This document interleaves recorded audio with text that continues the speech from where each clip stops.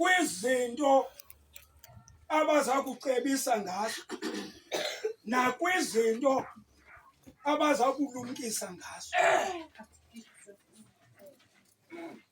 Into eza kunceda ke njengalaa ndoda ithetha phaa,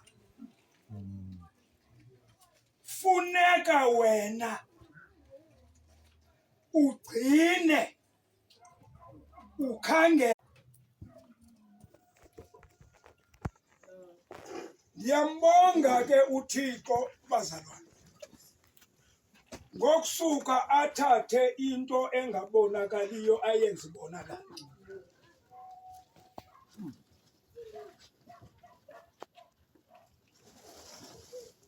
Ndake ndahlupheka nami emhlabeni, ndake ndayenza nami imigudu